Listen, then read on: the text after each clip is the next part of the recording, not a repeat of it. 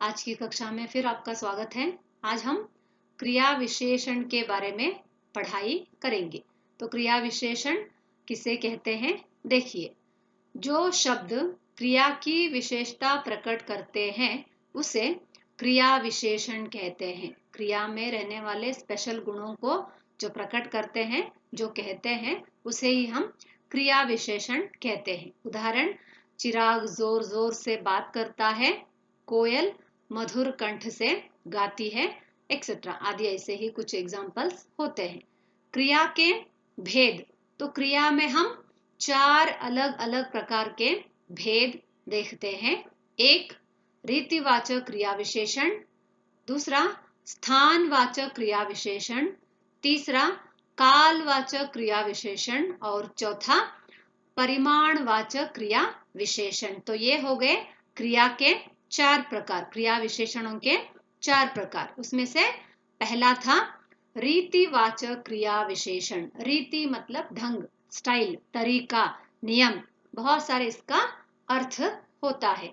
तो देखिए, कौन से वाक्यों में या जिन क्रियाओं में उनकी विशेषता में अगर हम रीति के बारे में देखते हैं, नियमों के बारे में संबोधित किया जाता है या हमें ढंग के बारे में बताते हैं, बोध करते हैं, तो उन्हें हम रीतिवाचक क्रिया विशेषण कहते हैं।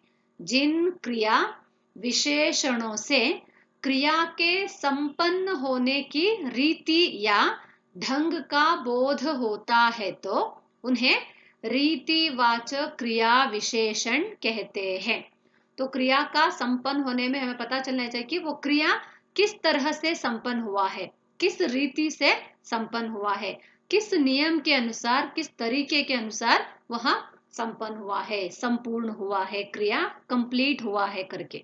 उदाहरण, हाथी धीरे धीरे चलता है। हाथी चलता है सभी को पता है, लेकिन हाथी किस तरह से चल रहा है? धीरे धीरे। तो ये है हाथी के चलने की रीति, इसलिए इसको रीतिवाचक क्रिया विशेषण कहते हैं। चीता तेज दौड़ता है, कोयल मधुर स्वर में गाती है, आदि उसके एग्जाम्पल है।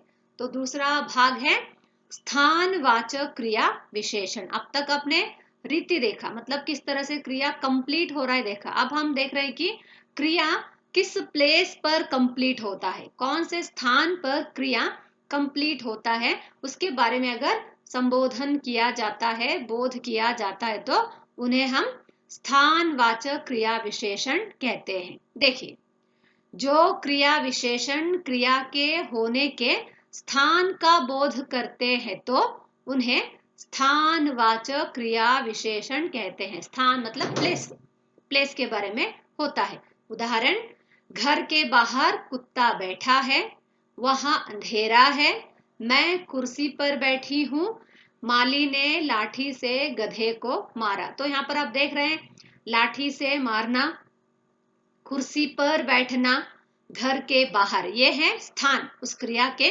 स्थान के बारे में हमें संबोधित कर रहे हैं, इसलिए उनको हम स्थानवाचक क्रिया विशेषण कहते हैं। तीसरा है कालवाचक क्रिया विशेषण। काल मतलब टाइम।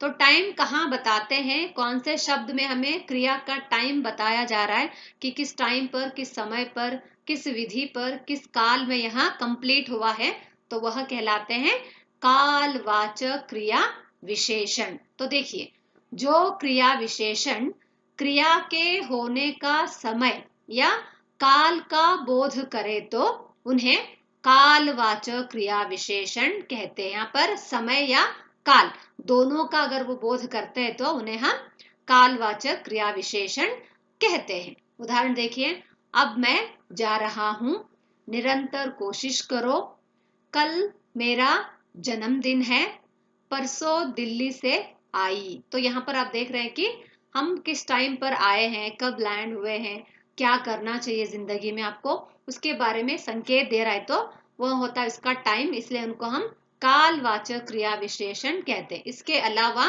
क्रिया विशेषणों में, मतलब कालवाचक क्रिया विशेषणों में कुछ विशेष शब्द हैं जो सिर्फ कालवाचक के लिए हम लोग ज्यादातर प्रयोग करते हैं। वह कौन कौन से हैं? देखिए, समयवाचक शब्द अब, तब, कब, आज, कल, तुरंत, परसों, पहले आदि। अब है अवधिवाचक शब्द। कैसे? नित्य, सदा, सदैव, लगातार, निरंतर, दिन भर, कभी कभी आदि। अब है पुनःवाचक। पुनः मतलब एक ही शब्द बार बार बोलना, रिपीट करना, जैसे द्विरुक्तियां होते हैं ना, बिल्कुल उसी तरह से। बार बार, हर बार, प्रतिदिन, कई बार, बराबर आदि शब्द है पुनःवाचक शब्द। ये सभी शब्द हम कालवाचक क्रिया विशेषणों के वाक्य लिखते समय इनका प्रयोग हम करते हैं, इसलिए उसको एग्जाम्पल में हमने आपको दिया है। तो अब हम आएंगे उसका नेक्स्ट प्रकार जो है वो है परिमाणवाचक क्रिया विशेषण। परिमाण मतलब मेजरमेंट, नापना, तौलना, लीटर, मीटर, किलोग्राम जो होते हैं ना, उसके हिसाब से क्रिया में वहां बताते हैं हमें। देखिए, जो क्रिया विशेषण क्रिया का माप, तौल अथवा परिमाण बताते हैं उन्हें हम परिमाणवाचक क्रिया विशेषण कहते हैं, मेजरमेंट्स। एग्जाम्पल देखिए, ऑलरेडी आपने बहुत सारे ऐसे एग्जाम्पल्स ऑलरेडी देख चुके हैं, लेकिन फिर भी हमने आपके लिए कुछ एग्जाम्पल्स यहाँ पर लिखे हैं, लेकिन यहाँ पर हम सिर्फ शब्दों में आपको लिखे हैं, उसका हमने वाक्य यहाँ पर प्रयोग नहीं किया है। बहुत, कम, अत्यधिक, खूब, काफी, थोड़ा, कुछ, अल्प, जरा, लगभग, इतना, उतना, बढ़कर, एक एक, एक एक करके, बारी बारी, बस, ठीक, अस्तु आदि शब्द हैं जिसमें हम परिमाणों को देखते हैं। इसके अलावा पानी का, दूध का, कपड़े, फल, फूल, ये जो भी हम किस हिसाब से लाते हैं, माप तोल कर लाते हैं, वो सभी मेजरमेंट्स के नाम परिमाणवाचक क्रिया विशेषण में लिया जाता है। तो आज के क्रिया विशेषण के पाठ के आधार पर प्रश्न इस तरह से हैं। प्रश्न 1, क्रिया विशेषण का अर्थ 5 उदाहरण के साथ लिखिए। प्रश्न 2, क्रिया विशेषण में कितने प्रकार है और वह कौन कौन से हैं। प्रश्न 3, 4 प्रकार के क्रिया विशेषणों के लिए 5 उदाहरण लिखिए, जो हमने दिया है उसे छोड़कर, लेकिन आप जो शब्द मैंने दिया है उसका वाक्यों में प्रयोग करके आप लोग उदाहरण लिख सकते हैं और ग्रामर बुक में ही लिखिए।